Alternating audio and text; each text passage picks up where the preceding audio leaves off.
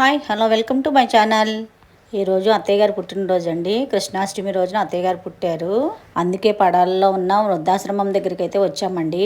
అన్ని దానాల కన్నా అన్నదానం గొప్పదంటారు కదా, ఆ మాట మాత్రం నిజం కదండి. ఎంతమంది ఎలా కష్టపడినా సరే ఆ గుప్పుడు మెతుకుల కోసమే కదండి. ఆ 4 మెతుకులు పెట్టలేక తల్లి తండ్రిని వదిలేసిన వాళ్ళు కొంతమంది అయితే, కొంతమంది కోపంతో వచ్చేసిన వాళ్ళు కొంతమంది ఇక్కడ ఉన్నారటండి. ఎంతమంది ఉంటారండి ఇక్కడ? 70 మంది ఉంటారా? ఆ 70 మందిలో అందరూ ఎక్కువ ఆడవాళ్లేనండి, మగవాళ్ళు తక్కువే. ఇలా గంట శబ్దం వినంగానే ఒకళ్ళ తర్వాత ఒకళ్ళు కంపల్సరీ వచ్చేస్తారండి. ఇక పిలవనవసరం లేదు ఎవరిని కూడాను. వృద్ధులకి మార్నింగ్ టిఫిను, ఆఫ్టర్నూన్ ఏమో లంచ్, నైట్ డిన్నర్, మధ్యలో మళ్ళీ స్నాక్స్ కూడా ఉంటాయండి. ఈ 4 సార్లు కూడా ఆ గంట మోగంగానే వీళ్ళు వచ్చేస్తారండి. స్టార్టింగ్ నుంచి మేనేజ్మెంట్ అలా చేశారు. ఇక్కడ విశాలమైన గదులు, భోజనానికి పెద్ద హాలు అయితే ఉన్నాయండి. గదికి వచ్చి 2 చొప్పున ఉంటారటండి. మనం అమౌంట్ ఏమన్నా ఎక్కువ కట్టిన వాళ్ళు అయితే గదికి వచ్చి ఒకళ్ళే ఉంటారట. హాల్లో అయితే ఒక 10 మంది అయితే ఉంటారటండి. వీళ్ళు అల్పాహారం దగ్గర నుంచి డిన్నర్ దాకా ఏమేం పెడతారో ఇక్కడైతే బోర్డు మీద రాశారండి. ఇంట్లో సమస్యలు ఉండి ఇక్కడ వృద్ధాశ్రమంలో జాయిన్ అయిన వాళ్ళు ఇంటి దగ్గర కంటే ఇక్కడ చాలా హ్యాపీగా ఉన్నామని చెప్తున్నారు. వీళ్ళు బాగా చూసుకుంటున్నారు మమ్మల్ని అని చెప్పేసి. ఇంచుమించు అందరూ బాధ్యతలు తీరిపోయిన వాళ్లే కావడం వల్ల ఒకరికొకరు స్నేహభావంతో ఉండటమే కాకుండా సరదాగా మాట్లాడుకోవటం, కష్టసుఖాలు చెప్పుకోవటం వీళ్ళకి ఎంతో ఆనందాన్ని ఇస్తున్నాయండి ఒక స్నేహం దొరకడం వల్ల. మాలాగా భోజనాలు పెట్టడమే కాకుండా ఎవరిదైనా పుట్టినరోజు అయితే ఇలాగా స్నాక్స్, సబ్బులు, పేస్ట్లు, బ్రష్లు కూడా ఇస్తూ ఉంటారండి. వీళ్ళు భోజనమే కాకుండా ఇలాంటివి కూడా ఇస్తే వాళ్ళకి హెల్ప్ఫుల్గా ఉంటాయి అని చెప్తున్నారు.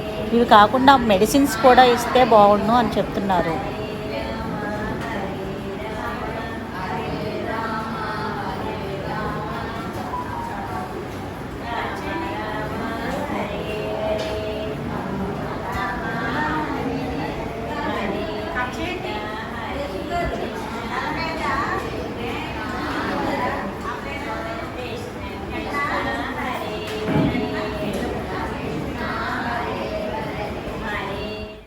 ఇలా అన్ని ప్లేట్లో వడ్డించాక చిన్న ప్రార్థన చేసుకుని రోజు అప్పుడే తినటం ప్రారంభిస్తారటండి.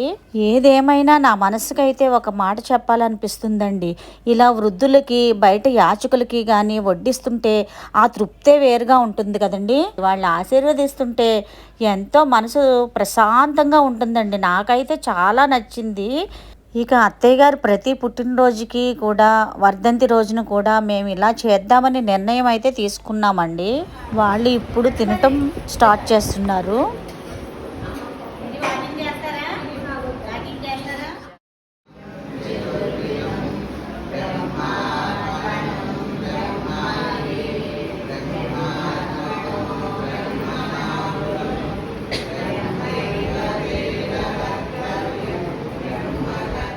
కుటుంబ సభ్యులు, అన్నదాత మరిద కృష్ణకుమారి గారి జయంతి సందర్భంగా కుటుంబ సభ్యులు, అన్నదాత మరిద కృష్ణకుమారి గారి వీళ్ళందరూ ఇలా ఆశీర్వదిస్తుంటే నాకైతే కడుపు నిండిపోయిందండి. ఈ ఆశ్రమం పెట్టి ఎన్ని సంవత్సరాలు అయిందో, ఏమేం చేస్తారో ఇక్కడ మేనేజింగ్ వారి మాటల్లోనే విందాము. నమస్కారం. తాడేపల్లిగూడెం మండలం పడాల గ్రామంలో గత 25 సంవత్సరాల నుంచి వృద్ధాశ్రమాన్ని నిర్వహిస్తున్నాము. ప్రస్తుతం 60 మంది వృద్ధులు, నిరాశ్రయ వృద్ధులు ఇక్కడ ఆశ్రయం పొందుతున్నారు. మరియు 10 మంది స్టాఫ్ వాళ్ళకి సర్వీస్ చేయడానికి ఎల్లవేళ ఇక్కడ అందుబాటులో ఉంటారు. వృద్ధులందరికీ కూడా ఉదయం అల్పాహారము మరియు పన్నెండు భోజనం, మరియు 3:30కి స్నాక్స్, టీ, సాయంత్రం లంచ్, టిఫిన్, భోజనం 7 కల్లా అందరికీ ఏర్పాటు చేస్తాము. వాళ్ళకి ఏదైనా అనారోగ్య సమస్యలు వచ్చిన మా కమిటీ వారందరూ కూడా వారికి మందులు ఉచితంగా ఇక్కడ ఏర్పాటు చేయడం జరిగింది. కాబట్టి ఇక్కడ అన్నదానం కార్యక్రమాలు కూడా నిర్వహిస్తున్నాము.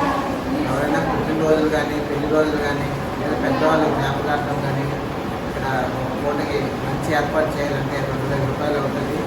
దీనికి వచ్చి యాజమాన్యాన్ని కలిసి ముందుగా మీరు అన్నదానం డబ్బులు కట్టుకుంటే ఆ రోజు మీరు ఏ రోజు చెప్తే ఆ రోజు ఇక్కడ వృద్ధులందరూ కూడా అన్నదాన కార్యక్రమం బాధ్యతగా ఇక్కడ నిర్వహిస్తాము.